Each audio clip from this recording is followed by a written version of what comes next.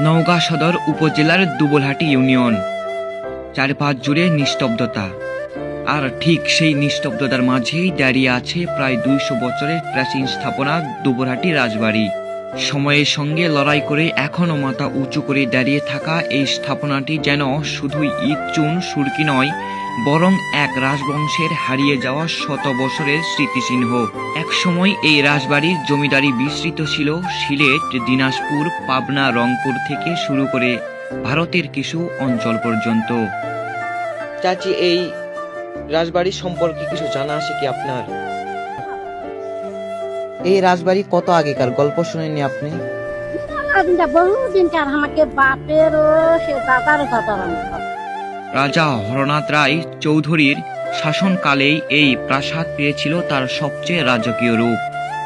নাচঘর, অতিথিশালা, দোতলা বারান্দা সব মিলিয়ে এখানে কালো উৎসব আর অতিথিদের পদচারণায় মুখর থাকত প্রতিটি প্রহর। স্থানীয় প্রবীণ একজন ব্যক্তি জানালেন, আমরা ছোটবেলায় শুনেছি রাজবাড়ির সামনে দিয়ে জুতা পরে কেউ চলতো না, দূর থেকে মাথা নিচু করে হাঁটত সবাই।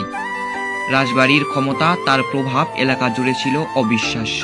কিন্তু 1892 সালে জমিদারি প্রথা বিলুপ্ত হয়।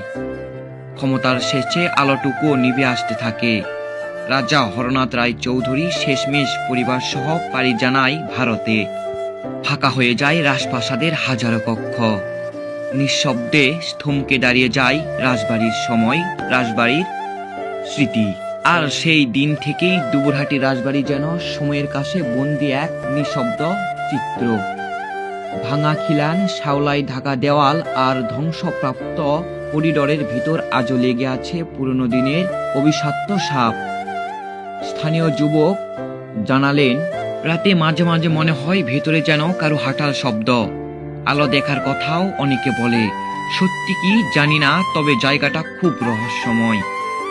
চাচি, এই রাজবাড়িটা কতদিন আগেকার? 14 গোষ্ঠী আমলের। কিসের আসিল? এই রাজার যারা বংশধর তারা কেউ নাই? বর্তমানে 5 একর এলাকা জুড়ে বিস্তৃত এই রাজবাড়ি প্রত্যন্ত অধিদপ্তরের অধীনে আছে। সংরক্ষণ শুরু হয়েছে, তবে আরো যত্ন, আরো পরিকল্পনা চাই। কারণ এই প্রাসাদ শুধু একটি স্থাপনা নয়, এটি অঞ্চলের অতীত, সংস্কৃতি ও ইতিহাসের সাক্ষ্য। দুবলহাটি রাজবাড়ি আজও নীরবে বলে যায়, সময়ের স্রোত হয়তো আমাদের ভাসিয়ে নিয়ে গেছে, কিন্তু ইতিহাস কখনো হারায় না।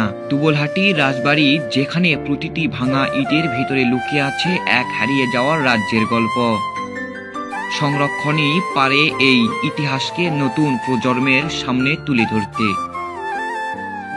তো বন্ধুরা, আজ এই পর্যন্তই। ভালো থাকবেন, সুস্থ থাকবেন। ধন্যবাদ।